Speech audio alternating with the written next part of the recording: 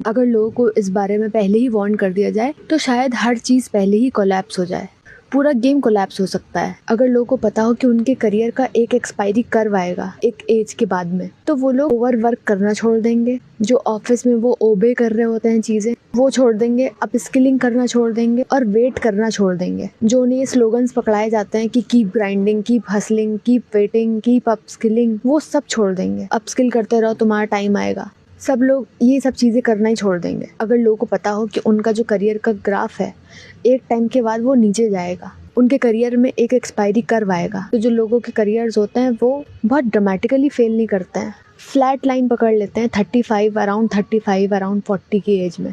Most of the cases में जो income growth होती है वो 20s में होना शुरू होती है, 25 प्लस में होना शुरू होती है। आफ्टर 30 वो पीक होना शुरू होती है फिर, और 35 के बाद में वो स्लो डाउन होना शुरू हो जाती है। आफ्टर 35 के बाद में बहुत ही कम लोग होते हैं जो स्टीप ग्रोथ देखते हैं अपने इनकम में, अपने करियर में। और वो तभी देखते हैं अगर वो लोगों को मैनेज कर रहे हैं या फिर किसी ऑर्गेनाइजेशन को मैनेज कर रहे होते हैं, या फिर किसी डिस्ट्रीब्यूशन का बिजनेस खोल के बैठे होते हैं, या फिर वो इक्विटी ओन करते हैं। आईटी की फील्ड में लोगों के करियर और जल्दी एक्सपायर कर जाते हैं। ये कोई ओपिनियन नहीं है, ये एक लेबर इकोनॉमिक्स है। जब हमें बोला जाता है कि करियर में एक्सपीरियंस लो, एक्सपीरियंस बहुत बड़ी चीज़ होती है। जो आपका एक्सपीरियंस होता है वो पैसे की तरह कंपाउंड करता है, पर एक टाइम के बाद में आपको आपका एक्सपीरियंस भी पे करना बंद कर देता है। जो आपकी स्किल्स की करंट इकोनॉमिक वैल्यू होती है उसके ऊपर आपका पेमेंट डिसाइड होता है, उसके ऊपर आपका पैकेज डिसाइड होता है। 35 तक आते आते आप एक पोटेंशियल होते हो, आप एक वैल्यू लेके आ रहे होते हो। जो वैल्यू आप लेके आ रहे होते हो टेबल पे, उसके लिए आपको पे किया जाता है। पर 35 के बाद में आप कंपनी के लिए सिर्फ एक कॉस्ट बन के रह जाते हो। क्योंकि एक जो टेम्पलेट चलता है 23-25 साल की उम्र में, जब एक कंपनी एक 25 साल के ग्रेजुएट को हायर करती है, पोस्ट ग्रेजुएट को हायर करती है, तो वो कंपनी उस ग्रेजुएट में इन्वेस्ट करती है जो उनके यूज़ में आ सके। जब वो इन्वेस्ट करती है एक 25 साल के ग्रेजुएट में, पोस्ट ग्रेजुएट में, तो कभी कभी वो आपकी गलतियों को भी माफ़ करती है, क्योंकि तब आप चीप होते हो, तब आप मोल्डेबल होते हो और आपके पास में काम करने का एक रनवे मिल जाता है। पर 35 पे आके आप सिर्फ एक कॉस्ट रहते हो। You are what you are. आप एक्सपेंसिव तो होते ही हो, पर आपको कोई मोल्ड भी नहीं कर सकता है। 25 साल की एज में आपको शायद 30,000 पे, 45,000 पे हायर किया गया होगा, पर 35 की एज पे आके आपका कॉस्ट बन गया 1.5 लाख रुपए, 2 लाख रुपए। अब 35 की एज पे आके आपके सर पे कर्जे होते हैं, आप रिस्क एवर्स बन जाते हो, आप रिस्क नहीं ले पाते हो इतना। तो जो लोग 35 के बाद भी अपने करियर लैडर में क्लाइंब करते गए, उन लोगों ने ये चीज़ 28 की एज पे आते हुए देख ली थी। उन्होंने अपना स्टैग्नेटेड करियर 28 की एज पे ही आते हुए देख लिया था, और 28 की एज पे उन्होंने कुछ ऑल्टरनेट ढूंढ लिया था, उन्होंने कुछ ऑल्टरनेटिव करना शुरू कर दिया था। और जो लोग आंखें बंद करके 9 to 9 की शिफ्ट कर रहे होते हैं, 9 to 12 की शिफ्ट कर रहे होते हैं, सॉलिड परफॉर्मर्स होते हैं अपनी टीम में, वो 35 तक आते आते फर्नीचर बन जाते हैं। एक्सपेंसिव अनरिलायबल फर्नीचर जो कभी भी रिप्लेस किया जा सकता है जैसे ही कंपनी का बजट टाइट होगा। तो जो पहली मिस्टेक लोग करते हैं, और ये शायद मैं पहली बार नहीं बोल रही हूँ और मैं आखिरी बार नहीं बोल रही हूँ, 20s एक ऐसी एज होती है, 20s से लेकर के 30 एक ऐसी एज होती है जहाँ पे हम सही में डिस्कम्फर्ट में जी सकते हैं। डिस्कम्फर्ट इतना स्ट्रगलिंग नहीं लग रहा होता है, जहाँ पे हम डिस्कम्फर्ट झेल सकते हैं।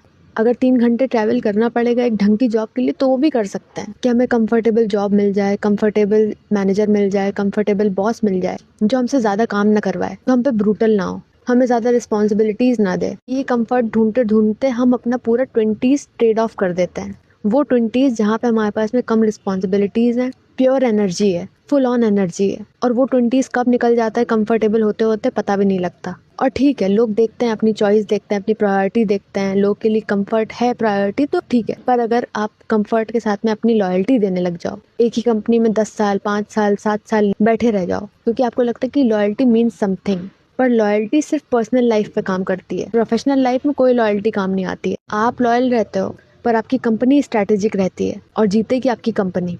2 मिनट में आप रिप्लेस हो सकते हो, 2 मिनट में। तो मैंने कुछ गलतियां करी हैं, जिसमें से एक ये है कि मैं बहुत इंट्रोवर्ट हूँ, और मैंने ये सोचा कि मैं ज़्यादा पोस्ट नहीं करूँगी, मैं ज़्यादा बात नहीं करूँगी, मैं ज़्यादा अपनी स्किल्स के बारे में किसी को क्यों बताऊँ, मुझे क्या आता है, मुझे क्या नहीं आता है। तो हेड डाउन करके सिर्फ सालों साल, महीनों महीनों सिर्फ काम करते रहे, क्योंकि I was not writing, I was not speaking, I was not telling, और सिर्फ अच्छा काम करे जा रहे थे। और ये सोच लेना कि इतना काफ़ी है, ये काफ़ी नहीं होता है। और एंड देन आई रियलाइज्ड कि मुझसे हाफ कम्पिटेंट लोग मुझसे बेहतर कर रहे हैं। और ऐसा होगा जब आपको लगेगा कि आपसे कम कम्पिटेंट लोग, आपसे हाफ कम्पिटेंट लोग, जिनको आपसे कम नॉलेज होगी, वो लोग बेहतर कर रहे होंगे, उनको रिक्रूटर्स चेस कर रहे होंगे, उनको पॉडकास्ट पे बुलाया जा रहा होगा, क्योंकि उनके पास में एक ऑडियंस है। आप इनक्रेडिबली स्किल्ड हो, आपके पास में बहुत सारी स्किल्स हैं, पर वो आपने स्किल्स छुपा के रखी हुई हैं। और जो एनोनिमस स्किल्स होती हैं, जो छुपी हुई स्किल्स होती हैं, वो एकदम वर्थलेस होती हैं जब आपको जॉब चाहिए, क्योंकि किसी को पता ही नहीं कि आप हो कौन। एक मिस्टेक जो लोग अपने 20s में करते हैं, जो मुझे लगता है, वो ये है कि रिस्क नहीं लेते हैं तो बिल्कुल नहीं लेते हैं, और अगर लेते हैं तो इतना बड़ा ले लेते हैं कि उससे पीछे आना मुश्किल हो जाता है। There is no going back. अगर किसी को इंटरेस्ट होता है स्टार्टअप में, किसी को इंटरेस्ट होता है अपने खुद के बिजनेस में, तो मुझे लगता है कि 20s 25 वाली एज होती है, लेट 20s होता है जहाँ पे आप वो रिस्क ले सकते हो, ताकि आपका 35 लेट 35 सिक्योर रहे। पर हम अपनी जॉब में इतना कंफर्टेबल हो चुके होते हैं तब तक कि सारे सपने धुल चुके होते हैं, सारे एम्बिशंस धुल चुके होते हैं। एक सैलरी आ रही है, बस उतना काफ़ी है। एक एक्स अमाउंट हर महीने क्रेडिट हो रहा है, उतना काफ़ी होता है, क्योंकि लोन्स होते हैं इतने सारे। स्टूडेंट लोन्स होते हैं, घर के लोन्स होते हैं, होम लोन्स होते हैं, कोई और लोन्स चल रहे होते हैं। और एक ये रिस्क होता है जहाँ पे जब लोग कहते हैं ना कि आजकल तो लोग सरकारी नौकरी के पीछे भागते हैं, तो ये मेरा एक टेक है कि मुझे लगता है कि आपको सरकारी नौकरी के पीछे भागना चाहिए। अगर आपका सिचुएशन, आपका एनवायरनमेंट अलाउ करता है तो आपको कुछ साल उसमें ज़रूर देने चाहिए। आपको सरकारी नौकरी तैयारी करनी चाहिए, क्योंकि सरकारी नौकरी होने पे आपको इस चीज़ का डर नहीं रहेगा कि 35 के बाद में आपका करियर एक्सपायर कर सकता है, आपके करियर का ग्राफ एक्सपायर कर सकता है। क्योंकि मैंने देखा है लोगों को अपने 35 के बाद वाली एज में वो ज़्यादा खुश हैं, वो अपनी फैमिली को कंफर्टेबल लाइफ दे पा रहे हैं, कम सैलरी में भी वो अपनी लाइफ को स्मूथली चला पा रहे होते हैं, खुशी से जी पा रहे होते हैं। तो इसीलिए 20s में थोड़े बहुत टाइम के लिए ट्राई करना चाहिए, अगर आपकी सिचुएशन अलाउ कर रही है। पर वो रिस्क इतना बड़ा भी नहीं होना चाहिए कि आप 32 साल के हो जाओ, 33 साल के हो जाओ, फिर भी तैयारी ही कर रहे हो। और जहाँ पे बात आती है प्राइवेट सेक्टर में, तो 35 के बाद में नए एम्प्लॉयर्स के लिए आप इतने अट्रैक्टिव बचते ही नहीं हो, पर आप महंगे बहुत होते हो और सारी रिस्पॉन्सिबिलिटीज आपके ऊपर आ जाती हैं, चाहे वो आपके बच्चे हों, आपके एजिंग पेरेंट्स हों, लोन्स हों और व्हाटएवर।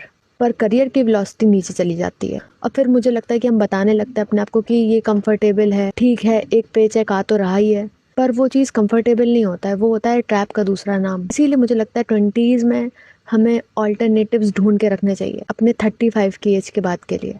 या फिर हमारे पास में दो ऑप्शंस बचते हैं, या तो हम एक्सेप्ट कर लें कि एक डिक्लाइनिंग पीरियड आएगा जब हमें नई नौकरी नहीं मिल पाएगी, जब हम कितना भी स्किल अप कर लें, वो स्किलिंग अप हम आगे बढ़ने के लिए नहीं करेंगे, वो स्किल अप हम इसलिए करेंगे ताकि हमें कोई रिप्लेस ना कर दे। वो डर के मारे हमारा स्किलिंग अप हो रहा होगा और वो नॉर्मल लाइफ हमें एक्सेप्ट करनी पड़ेगी कि सब लोग ऐसी लाइफ जीते हैं। या फिर दूसरा ऑप्शन होता है कि अपने 20s में एक ऐसा ऑल्टरनेटिव तैयार करें जो 35 के बाद में भी काम आए, जो हमें 35 के बाद में कंफर्टेबल रखे, तभी हम अपने करियर के डेड जोन से बच सकते हैं। Okay, bye.